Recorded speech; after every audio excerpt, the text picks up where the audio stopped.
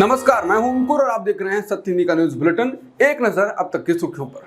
गुजरात की राजधानी गांधीनगर में 9 जनवरी को वाइब्रेंट गुजरात सम्मेलन हो रहा है। इसके तहत पीएम मोदी दुनिया के तमाम सीईओ से मुलाकात करेंगे। हालांकि इस बीच कांग्रेस अध्यक्ष मल्लिकार्जुन खड़गे ने मोदी के गुजरात मॉडल को फर्जी बताया है और इसके लिए उन्होंने उदाहरण भी दिए हैं। खड़गे ने एक्स पर ट्वीट में लिखा है, न्यूनतम शासन, अधिकतम दिखावा। प्रधानमंत्री जी गुजरात दौरे पर हैं। हम उम्मीद करते हैं कि वो कुछ समय निकालेंगे और भाजपा के नकली गुजरात मॉडल को देखेंगे। गुजरात में फली फूली फेकरी के कम से कम 10 उदाहरण दिए गए हैं। क्या भाजपा सरकार ने आंख मूंद ली है?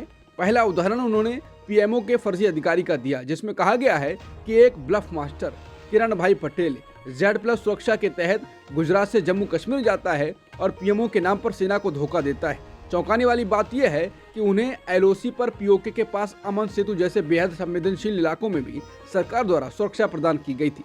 5 महीने से चल रहा था ये फर्जीवाड़ा। दूसरा, फर्जी CMO अधिकारी, जिसमें कहा गया है विराज पटेल जालसाज, जिसने खुद को गुजरात के मुख्यमंत्री कार्यालय का अधिकारी और बहुप्रचारित Gujarat international finance tech city का अध्यक्ष होने का दावा किया था। मई में गिरफ्तारी के बाद भी पुलिस के चंगुल से भाग गया। 2023 और आखिरकार वो हाल ही में असम मिजोरम सीमा पर पकड़ा गया। ये अंत नहीं है। इस सीरियल ठग ने भारत के गृह मंत्री श्री अमित शाह का भतीजा होने का भी दावा किया। तीसरा उदाहरण दिया फर्जी टोल प्लाजा। इसमें बताया गया कि मोरबी जिले में एक फर्जी टोल प्लाजा जो 1 साल से अधिक समय से चल रहा था, उसने कथित तौर पर वाहनों से 75 करोड़ से अधिक की वसूली की। जूनागढ़ जिले में आखिरकार एक और फर्जी टोल प्लाजा का भंडाफोड़ हो गया, जिसने यात्रियों से लाखों की वसूली की। इसी तरह से चौथा, फर्जी सिंचाई विभाग कार्यालय। 5वां, फर्जी सरकारी कार्यालय, नकली कफ सिरप, फर्जी फुटबॉल सट्टेबाजी ऐप घोटाला, फर्जी वैज्ञानिक और गुजरात में पाए गए 2000 के 98% नकली नोट का उदाहरण दिया है और गुजरात मॉडल को फर्जी बताया। महाराष्ट्र की राजनीति में बहुत बड़े फैसले की घड़ी है। विधानसभा के स्पीकर राहुल नार्वेकर बुधवार को शिवसेना के MLA की अयोग्यता पर फैसला सुनाने वाले हैं। इसके लिए 10 जनवरी 2024 की डेडलाइन सुप्रीम कोर्ट ने तय की थी। हालांकि शिवसेना विधायक अयोग्यता मामले में फैसले से पहले फिर से ये मामला सुप्रीम कोर्ट में पहुंच गया, क्योंकि फैसले से पहले विधानसभा अध्यक्ष राहुल नार्वेकर और मुख्यमंत्री एकनाथ शिंदे के बीच बैठक हो गई। यही आपत्ति की वजह है। शिवसेना के UBT गुट ने इसी पर आपत्ति जताई और सुप्रीम कोर्ट में याचिका दायर कर दी। शिवसेना ने स्पीकर को लेकर सवाल उठाया है कि क्या जज उस आरोपी से फैसले सुनाने से पहले मिल सकते हैं जिसके खिलाफ फैसला देना हो। सुप्रीम कोर्ट में दायर अपने आवेदन में शिवसेना UBT नेता सुनील प्रभु ने कहा कि उन्हें खतरनाक खबर मिली है कि महाराष्ट्र विधानसभा अध्यक्ष ने मुख्यमंत्री एकनाथ शिंदे के साथ उनके आधिकारिक आवास पर बैठक की। कहा गया, अयोग्यता याचिका पर निर्णय लेने से 3 दिन पहले स्पीकर का एकनाथ शिंदे से मिलना बेहद अनुचित है। स्पीकर को निष्पक्ष तरीके से कार्य करना जरूरी है। हालांकि स्पीकर का वर्तमान कार्य निर्णय में उनकी निष्पक्षता पर सवाल उठाता है। याचिका में कहा गया है, अध्यक्ष का वर्तमान कार्य उस कानूनी सिद्धांत का उल्लंघन है जिसमें कहा जाता है कि न्याय न केवल होना चाहिए बल्कि दिखना भी चाहिए। बहरहाल, इंडिया टुडे की रिपोर्ट के अनुसार महाराष्ट्र के अध्यक्ष राहुल नार्वेकर 10 जनवरी को मुख्यमंत्री एकनाथ शिंदे और कई विधायकों के खिलाफ अयोग्यता याचिकाओं पर अपना फैसला सुनाएंगे और अगर शिंदे सेना अयोग्य घोषित हो जाती है तो मुख्यमंत्री शिंदे को तुरंत इस्तीफा देना होगा। तकनीकी तौर पर सरकार गिर जाएगी। हालांकि अजित पवार के NCP गुट के पास बहुमत से ज्यादा विधायक होने के कारण महायुति सरकार दोबारा आएगी, लेकिन मुख्यमंत्री कोई और होगा। अयोग्य ठहराए गए शिंदे दोबारा शपथ नहीं ले पाएंगे। बिहार में सीट शेयरिंग को लेकर रस्साकसी चल रही है। इस बीच अब बिहार कांग्रेस अध्यक्ष अखिलेश सिंह ने कहा है कि कोई हड़बड़ी नहीं है, कभी भी हो जाएगा। कोई चुनाव थोड़े ही डिक्लेयर कर दिया गया है। किसी भी पार्टी का सीट अभी नहीं बटा है। बीजेपी की भी सीट बंटवारा नहीं हुआ है। इसके साथ ही केसी त्यागी के द्वारा JDU की ओर से जीती हुई 16 सीटों पर कोई बंटवारा न करने पर अखिलेश ने जवाब दिया। उन्होंने कहा कि सीट बंटवारे के लिए JDU की ओर से मेंबर नॉमिनेट किए गए हैं। उसमें केसी त्यागी नहीं है, उसमें तो विजय चौधरी हैं। वो अगर कुछ बात करते हैं तो समझ आता है। हमारे लिए विजय चौधरी की बात ज्यादा अहम रखती है। ये खबरें काफी दिनों से चल रही हैं कि कांग्रेस बसपा को इंडिया में शामिल कराना चाहती है, लेकिन अखिलेश यादव बीच में रोड़ा बन रहे हैं। इस बीच यूपी कांग्रेस प्रभारी अविनाश पांडे की बातों से कुछ साफ हो गया है। उन्होंने कहा कि बीजेपी को हराने के लिए सभी सेक्युलर पार्टियों को एक साथ आना ही होगा और उसमें समाजवादी पार्टी और बसपा शामिल हैं। जब अविनाश पांडे से ये सवाल पूछा गया कि अखिलेश यादव तो बहुजन समाज पार्टी पर भरोसा करने से मना कर रहे हैं, तो ऐसे में क्या कांग्रेस गारंटी लेगी? तो इस पर उन्होंने बड़ा रोचक जवाब दिया। पांडे ने कहा कि अखिलेश यादव स्वयं ही परिपक्व नेता हैं और उत्तर प्रदेश का नेतृत्व कर चुके हैं और मुझे पूरा भरोसा है कि उन्हें भी अपनी जिम्मेदारी का एहसास है कि अगर बीजेपी को हराना है तो सभी दलों को साथ आना पड़ेगा। मैं किसी विशेष दल का नाम नहीं ले रहा हूँ। पांडे की इन बातों से साफ हो गया है कि कांग्रेस बसपा को इंडिया में लेना चाहती है, बस अखिलेश यादव रोड़ा बन रहे हैं। केंद्रीय मंत्री गिरिराज सिंह के बयान पर कांग्रेस नेता और लोकसभा सांसद अधीर रंजन चौधरी ने बयान दिया है। उन्होंने कहा है कि अगर इंडिया गठबंधन किसी काम का ही नहीं है तो फिर आलोचना करने की क्या जरूरत है। बता दें, बीजेपी सांसद और केंद्रीय मंत्री गिरिराज सिंह ने इंडिया गठबंधन को लेकर कहा था, ये स्वार्थों का गठबंधन है और ये आपसी स्वार्थों की फूट है। उन्होंने कहा कि जिन जिन राज्यों में कांग्रेस जिनके खिलाफ थी वो उन्हीं के साथ गठबंधन कर रही है। गिरिराज सिंह ने कहा कि कांग्रेस को गठबंधन के साथ चुनाव लड़ने के लिए पश्चिम बंगाल, बिहार, यूपी और पंजाब जैसे राज्यों में चुनिंदा सीटें मिलने जा रही हैं, तो कांग्रेस यहीं खत्म हो गई और कांग्रेस को खत्म करने की साजिश पूरा इंडिया गठबंधन कर रहा है। इसको लेकर अधीर ने कहा कि वो इंडिया गठबंधन से डर रहे हैं, इसीलिए इसके बारे में बात कर रहे हैं ताकि वो लोगों को इसके बारे में भ्रमित कर सके। अगर गठबंधन किसी काम का ही नहीं है तो फिर आलोचना करने की क्या जरूरत है। विपक्षी दलों के गठबंधन इंडिया के नेता अलग अलग राज्यों में सीटों के बंटवारे पर बातचीत कर रहे हैं। कांग्रेस और आम आदमी पार्टी के नेताओं के बीच कल बैठक हुई थी। मीटिंग के बाद दोनों दलों के नेताओं ने सीट बंटवारे को लेकर कोई संकेत नहीं दिया, लेकिन मीडिया रिपोर्टों में दावे किए गए हैं कि आम आदमी पार्टी ने दिल्ली के लिए 4-3 का फॉर्मूला दिया है। ये दावा किया गया है कि आम आदमी पार्टी ने कांग्रेस को 3 सीटें ऑफर की हैं। इस बारे में पूछे गए सवाल पर कांग्रेस के सीनियर नेता संदीप दीक्षित ने कहा कि कितनी सीटों पर कौन सी पार्टी लड़ेगी ये अभी तय नहीं है, लेकिन गठबंधन होगा, ये अच्छी खबर है। संदीप दीक्षित ने कहा, वहां क्या बात हुई है इसकी खबर नहीं है। 3 दें, 4 दें, 5 दें, 2 दें, वो अभी चल रही है बातचीत। आप और कांग्रेस के बीच सोमवार को बहुत अच्छे माहौल में सीट शेयरिंग की बातचीत हुई, ऐसा दावा किया गया, लेकिन उसके उलट आपकी मांग ने कांग्रेस को तमाम विकल्पों और समीकरणों पर सोचने पर मजबूर कर दिया। सूत्रों के मुताबिक आपने हरियाणा में 3 सीटें और गुजरात में 1 सीट मांग ली है और दिल्ली में वो कांग्रेस को सिर्फ 3 सीट देना चाहती है। हरियाणा में कांग्रेस के नेता आपकी इस मांग से हैरान है, क्योंकि हरियाणा में आपका आधार बहुत कमजोर है। 2019 में हरियाणा विधानसभा के चुनाव लोकसभा चुनाव के बाद हुए थे। विधानसभा चुनाव में आपको सिर्फ 0.48% वोट मिले थे, जो नोटा को मिले वोटों से भी कम है। इसके बावजूद आप लोकसभा की 3 सीटें मांग रही है, यानी विधानसभा के हिसाब से वो 21 विधानसभा सीटों को प्रभावित करना चाहती है। महाराष्ट्र में इंडिया गठबंधन में सीट शेयरिंग फॉर्मूले पर सबकी नजर टिकी हुई है। महाराष्ट्र में लोकसभा की 48 सीटें हैं और कांग्रेस, शिवसेना, यूबीटी, एनसीपी, शरद पवार गुट और वंचित बहुजन आघाड़ी 4 पार्टियां हैं जो इंडिया गठबंधन की तरफ से चुनावी मैदान में होंगी। मीडिया रिपोर्ट की माने तो महाराष्ट्र में सीट बंटवारे के संभावित फॉर्मूले के तहत कांग्रेस 20 सीटों पर चुनाव लड़ने वाली है। शिवसेना यूबीटी को भी 20 सीटें दी जाने वाली हैं, जबकि एनसीपी शरद पवार गुट को 6 सीटों पर चुनाव लड़ने का मौका मिलेगा। इसके अलावा वंचित बहुजन आघाड़ी को 2 सीटों पर चुनाव लड़वाया जाएगा। सूत्रों के मुताबिक बीजेपी के हिंदू राष्ट्रवाद को काउंटर करने के लिए कांग्रेस उद्धव ठाकरे की शिवसेना को बराबर स्थान देना चाहती है। माना जाता है कि टूट के बावजूद शिवसेना के समर्थक उद्धव के साथ ही हैं। वहीं अजित पवार के अलग होने के बाद एनसीपी के पास ज्यादा नेता ही नहीं बचे हैं, इसलिए एनसीपी को कम सीटों पर समझौता करने के लिए मनाया जाएगा। पश्चिम बंगाल की मुख्यमंत्री ममता बनर्जी ने बिल्किस बानो मामले में सुप्रीम कोर्ट के फैसले को टीएमसी की जीत बताया है। उन्होंने इसके लिए लोकसभा से निष्कासित पार्टी नेता महुआ मोइत्रा की भी सराहना की है। ममता ने मंगलवार को दक्षिण 24 परगना जिले के जयनगर में एक जनसभा में कहा कि बिल्किस बानो मामले में पार्टी की पूर्व सांसद महुआ मोइत्रा भी एक पक्ष में शामिल थी, इसीलिए शीर्ष अदालत का यह फैसला टीएमसी की बड़ी जीत है। उन्होंने एक बार फिर महुआ मोइत्रा की सराहना करते हुए कहा कि उनको अन्यायपूर्ण तरीके से लोकसभा से निष्कासित किया गया है। बता दें, ममता पहले भी महुआ की तारीफ कर चुके हैं। इससे साफ है कि कृष्णनगर की सीट से इस बार भी महुआ की उम्मीदवारी लगभग तय है। बिल्किस बानो मामले में महुआ ने खुद अब तक कोई टिप्पणी नहीं की है। दरअसल वो बीते 2 दिन से दिल्ली के एक अस्पताल में भर्ती है। मालूम हो कि बिल्किस बानो के बलात्कारियों की रिहाई के बाद महुआ ने इसे चुनौती देते हुए सुप्रीम कोर्ट में एक याचिका दायर की थी। बिल्किस बानो केस पर कांग्रेस ने कहा कि सुप्रीम कोर्ट ने भाजपा के असली रवैये, चरित्र और चेहरे को उजागर कर दिया है। पार्टी ने इस बात पर आश्चर्य जताया कि 15 अगस्त 2022 को गुजरात में 11 दोषियों की रिहाई और स्वागत पर राष्ट्रीय आक्रोश के बावजूद प्रधानमंत्री मोदी ने एक शब्द भी नहीं बोला। कांग्रेस ने मोदी और बीजेपी से बिल्किस बानो से माफी मांगने को कहा। कांग्रेस अध्यक्ष मल्लिकार्जुन खड़गे ने कहा कि बेटी बचाओ दोषी बचाओ बन गया है। सुप्रीम कोर्ट के आदेश ने बिल्किस मामले में न्याय बहाल कर दिया है। इससे गृह मंत्रालय की काली करतूतें उजागर हो गई हैं। राम मंदिर को लेकर लगातार चर्चाएं जारी हैं। इस बीच मध्य प्रदेश के पूर्व मुख्यमंत्री कमलनाथ ने कहा है कि वो राम मंदिर जाएंगे, लेकिन 22 जनवरी को नहीं जाएंगे। इसके साथ ही उन्होंने कहा कि अयोध्या का राम मंदिर पूरे देश का है और हर किसी का राम मंदिर पर अधिकार है। उन्होंने कहा कि राम मंदिर का पट्टा तो भाजपा के पास नहीं है ना। कमलनाथ ने कहा कि सुप्रीम कोर्ट के फैसले के बाद राम मंदिर की शुरुआत हुई। भाजपा की सरकार थी तो उनकी जिम्मेदारी थी बनाना। बता दें, राम मंदिर जाने के लिए सोनिया गांधी खड़गे को निमंत्रण मिला है। हालांकि अभी तक उन्होंने ये साफ नहीं किया है कि वो जाएंगे या नहीं जाएंगे।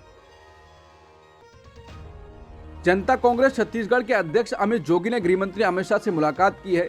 इसके बाद छत्तीसगढ़ में अटकलों का बाजार गर्म हो गया है। ये दावा किया जा रहा है कि अमित जोगी अपनी पार्टी को भाजपा में विलय कर सकते हैं। हालांकि अमित जोगी ने इस विषय पर कोई टिप्पणी नहीं की है।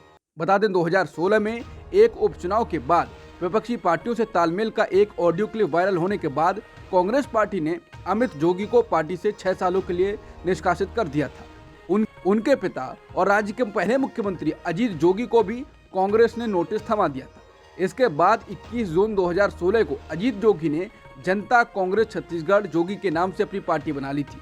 हालांकि इस पार्टी का माहौल कुछ खास नहीं है, क्योंकि ताजा विधानसभा चुनाव में तो पार्टी एक भी सीट हासिल नहीं कर पाई है। मालदीव की सरकार को भारत से पंगा लगातार भारी पड़ रहा है। अब बात राष्ट्रपति मोहम्मद मुइज्जू की कुर्सी तक पहुंच गई है।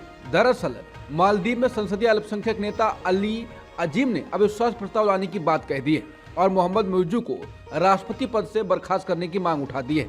उन्होंने ट्वीट कर कहा कि आप राष्ट्रपति मुइज्जू को सत्ता से हटाने के लिए सभी जरूरी कदम उठाने को तैयार हैं। अली अजीम की टिप्पणी के बाद मालदीव में हलचल तेज हो गई है। वहां के लोग मोदी पर टिप्पणी को लेकर बट गए हैं। विपक्ष पूरी तरह से भारत समर्थक दिखाई दे रहा है, जबकि सत्तारूढ़ मुइज्जू समर्थक निलंबित मंत्रियों के समर्थन में सोशल मीडिया पर अभियान चला रहे हैं। पर्यटन पर निर्भर मालदीव की अर्थव्यवस्था को भी भारत से पंगा महंगा पड़ सकता है और ये बात मालदीव के नेताओं को समझ आ गई है। इसी को देखते हुए सबसे बड़ी विपक्षी पार्टी एमडीपी के नेता और युवा खेल मंत्री रहे अहमद महलूफ ने चेतावनी दी है। उन्होंने कहा कि अगर भारतीय पर्यटकों द्वारा मालदीव का बहिष्कार करना जारी रहा तो मालदीव की अर्थव्यवस्था पर भारी प्रभाव पड़ेगा। उन्होंने कहा, मैं बहुत चिंतित हूँ, इससे उबरना मुश्किल होगा। अहमद महलूफ की प्रतिक्रिया भारतीय पर्यटकों द्वारा बड़े पैमाने पर मालदीव विजिट रद्द करने की रिपोर्टों के बाद आई है। Online travel company blue star air travel services के डायरेक्टर माधव ओझा के अनुसार बहिष्कार के अभियान के कारण मालदीव जाने वाले भारतीय यात्रियों की संख्या में 20 से 30% की कमी हो सकती है। उन्होंने बताया कि फ्लाइट से रोज वहां 1200 से 1500 यात्री जाते हैं। हमारे प्रधानमंत्री पर लोगों का जो असर है उसे देखते हुए इनमें से 20 से 30% कैंसिलेशन की उम्मीद कर सकते हैं। पीएम मोदी के खिलाफ मालदीव के मंत्रियों के दिए गए आपत्तिजनक बयान की Maldives association of tourism industry ने निंदा की है। इस संस्था ने कहा कि भारत हमारे सबसे करीबी पड़ोसियों और सहयोगियों में से एक रहा है। हमारे अतीत में हमेशा विभिन्न संकटों में सबसे पहले जवाब देने वाला देश भारत रहा है। हम भारत सरकार के साथ वहां के लोगों के बहुत आभारी हैं कि उन्होंने हमारे साथ घनिष्ठ संबंध बनाए रखे हैं। भारत मालदीव के पर्यटन उद्योग में भी लगातार और अहम योगदान देता रहा है। कोविड-19 के बाद इससे उबरने के हमारे प्रयासों में भारत ने बहुत मदद की। उसके बाद से भारत मालदीव के लिए शीर्ष बाजारों में से एक बना हुआ है। संस्था ने कहा, हमारी हार्दिक इच्छा है कि दोनों देशों के बीच के घनिष्ठ संबंध आने वाली पीढ़ियों तक बने रहें और हम ऐसे कामों या बयानों से दूर रहें जिनका हमारे बेहतर रिश्तों पर कोई नकारात्मक असर पड़ता हो। एक ओर जहां भारत और मालदीव के बीच तनाव जारी है, तो वहीं दूसरी ओर मालदीव के राष्ट्रपति मुइज्जू चीन के दौरे पर हैं। चीन के दौरे पर पहुंचे राष्ट्रपति मुइज्जू ने कहा है कि चीन के साथ उनके देश के संबंध मैरीटाइम सिल्क रोड के जमाने से हैं। इसके साथ ही उन्होंने चीन की बेल्ट एंड रोड इनिशिएटिव परियोजना की सराहना की और अपने देश में विकास परियोजनाओं में चीन के योगदान को गिनाया। राष्ट्रपति मुइज्जू ने उम्मीद जताई है कि चीन के साथ हुए मुक्त व्यापार समझौते के कारण दोनों देशों के बीच व्यापार और निवेश में वृद्धि होगी। बता दें, मालदीव का चुनाव ही भारत विरोध का मुद्दा उठाकर मुइज्जू जीते थे और उनको चीन का समर्थक माना जाता है और वो उनके एक्शन से भी साफ दिखाई दे रहा है। लक्षद्वीप के प्रशासक प्रफुल्ल खोड़ा पटेल ने पीएम मोदी के लक्षद्वीप की यात्रा करने के लिए तारीफ की है। साथ ही ये भी कहा है कि लक्षद्वीप पर्यटकों का स्वागत करने के लिए तैयार है। इसके साथ ही उन्होंने कहा है कि मालदीव के 3 मंत्रियों की पीएम मोदी के खिलाफ टिप्पणी भारत की गरिमा को चुनौती है। उन्होंने एनडीटीवी को बताया कि भारत इस तरह का अपमान कभी बर्दाश्त नहीं करेगा। पूरे देश ने प्रधानमंत्री के साथ एकजुटता दिखाई है। मैं प्रधानमंत्री और लक्षद्वीप के साथ खड़े होने के लिए भारत के लोगों का धन्यवाद देना चाहता हूँ। ये पूछे जाने पर कि क्या वो मालदीव के लोगों का लक्षद्वीप में स्वागत करेंगे, प्रशासक ने कहा, यह हमारे देश की परंपरा है। अगर वो आना चाहते हैं, हमारी सुंदरता की सराहना करते हैं और खुश हैं, तो इससे हमें भी खुशी होगी। इसमें गलत क्या है? निश्चित रूप से उन्हें आना चाहिए। बिहार के चर्चित नौकरी के बदले जमीन घोटाले में लालू प्रसाद यादव की मुश्किलें लगातार बढ़ती जा रही हैं। ईडी ने इस मामले में राबड़ी देवी, मीसा भारती, हेमा यादव, अमित कात्याल और हृदयानंद चौधरी का नाम शामिल किया है। आरोप है कि रेल मंत्री रहते हुए लालू प्रसाद यादव ने रेलवे में नौकरी देने के बदले लोगों से उनकी जमीन अपने और अपने परिजनों के नाम लिखवाई थी। कोर्ट इस मामले में 16 जनवरी को सुनवाई करेगा। हरियाणा के जींद के बाद अब सिरसा में बड़ी संख्या में छात्राओं से यौन उत्पीड़न का मामला सामने आया है। सिरसा में कॉलेज की 500 छात्राओं ने एक प्रोफेसर पर यौन उत्पीड़न का आरोप लगाया है। मामला चौधरी देवीलाल विश्वविद्यालय का है। छात्राओं ने यौन उत्पीड़न के आरोपी प्रोफेसर के निलंबन की मांग की है। इसके साथ ही हाईकोर्ट के एक रिटायर्ड जज के नेतृत्व में जांच की मांग की गई है। इसके लिए उन्होंने प्रधानमंत्री मोदी के दफ्तर और मुख्यमंत्री एमएल खट्टर को पत्र लिखा है। इस तरह का ये चौथा पत्र है। इससे पहले भी 3 बार पत्र भेजा जा चुका है। सोशल मीडिया पर वायरल पत्र में प्रोफेसर पर गंदी और अश्लील हरकतें करने का आरोप लगाया गया है। पत्र के हवाले से खबर आई है कि आरोपी प्रोफेसर लड़कियों को अपने कार्यालय में बुलाता, उन्हें बाथरूम में ले जाता और निजी अंगों को छूता और अश्लील हरकतें करता है। रिपोर्ट है कि लड़कियों ने आरोप लगाया है कि जब उन्होंने विरोध किया तो उन्हें बहुत बुरे नतीजे भुगतने की धमकी दी गई। बेंगलुरु की एआई कंपनी के कामयाब सीईओ सूचना सेठ ने अपने ही 4 साल के बेटे को मार दिया। उसके पास 11 साल से अधिक का एक्सपीरियंस है। मंगलवार को जब यह खबर सामने आई कि 39 साल की सूचना को उनके बेटे के शव के साथ पकड़ा गया तो सभी लोग हैरान रह गए। लोगों को यकीन नहीं हो रहा था कि आखिर इतनी कामयाब महिला अपने ही बेटे को बेंगलुरु से गोवा ले जाकर उसकी हत्या क्यों करेगी। रिपोर्ट के अनुसार पुलिस ने सूचना को तब गिरफ्तार किया जब वो बेटे के शव को बैग में रखकर कैब से भागने की कोशिश कर रही थी। पूरे देश भर में इस हत्याकांड की चर्चा हो रही है। दरअसल वो बेटे को गोवा ले गई, वहां होटल के कमरे में उसकी हत्या कर दी और लाश को बैग में डालकर ले गई और वहां से कर्नाटक भाग रही थी। लेकिन कर्नाटक में वो पुलिस के हाथ लग गई क्योंकि पुलिस उसे तलाश रही थी। होटल मैनेजमेंट ने उसे बेटे के साथ चेक इन करते देखा था, लेकिन चेकआउट करते वक्त उसके साथ बेटा नहीं था। शक होने पर होटल मैनेजमेंट ने पुलिस को सूचना दे दी थी, लेकिन पुलिस पूछताछ में सूचना सेठ ने अपना जुर्म कबूल कर लिया और यह भी बताया कि आखिर उसने अपने जिगर के टुकड़े को अपने ही हाथों से क्यों मार दिया। वहीं हत्या की वजह जानकर पुलिस वालों को भी काफी शौक लगा। पुलिस सूत्रों के मुताबिक सूचना सेठ ने पुलिस को बताया कि उसने अपने बेटे की हत्या की क्योंकि वो नहीं चाहती थी कि बेटा अपने पिता से मिले। केस कोर्ट में विचाराधीन है, लेकिन पति ने बेटे से मिलने की इच्छा जाहिर की तो कोर्ट ने उसे परमिशन दे दी। हालांकि उसने विरोध किया, लेकिन कोर्ट ने उसकी बात नहीं सुनी, जबकि उसे कतई मंजूर नहीं था कि बेटा अपने पिता से मिले। इसलिए वो उसे अपने साथ गोवा ले गई। जो उसने चेकआउट करने से एक दिन पहले शनिवार रात को ही बेटे को मार दिया था। रविवार को वो टैक्सी में बेंगलुरु आने के लिए निकली थी, लेकिन होटल स्टाफ ने उसका खेल बिगाड़ दिया। पुलिस ने कर्नाटक पुलिस को अलर्ट किया और पुलिस ने लाश रिकवर कर उसे पकड़ लिया। भारतीय तेज गेंदबाज मोहम्मद शमी को आज राष्ट्रपति द्रौपदी मुर्मू ने अर्जुन पुरस्कार दिया। राष्ट्रपति ने आज देश के आला खिलाड़ियों को राष्ट्रीय खेल पुरस्कारों से सम्मानित किया। बीते साल हुए वनडे वर्ल्ड कप में मोहम्मद शमी ने अपनी गेंदबाजी से तहलका मचा दिया था। उन्होंने वर्ल्ड कप 2023 के 7 मैचों में कुल 24 विकेट हासिल किए। बांग्लादेश के आम चुनाव में आवामी लीग के अध्यक्ष शेख हसीना चौथी बार जीत कर आई हैं। हालांकि इस चुनाव का मुख्य विपक्षी पार्टी ने बहिष्कार किया था। अब इसको लेकर अमेरिका ने कहा है कि बांग्लादेश का चुनाव स्वतंत्र या निष्पक्ष नहीं था। अमेरिका ने चुनाव के दौरान हुई हिंसा की निंदा की है। अमेरिका ने इस चुनाव में विपक्ष के भाग न लेने और विपक्षी नेताओं की गिरफ्तारियों पर अपनी चिंता जताई है। अमेरिकी विदेश विभाग के प्रवक्ता मैथ्यू मिलर ने कहा कि हमें खेद है कि इसमें सभी दलों ने भाग नहीं लिया। अब तक की सुर्खियों में इतना ही। बाकी खबरों के लिए बने रहिए सत्यहिंदी.com के साथ।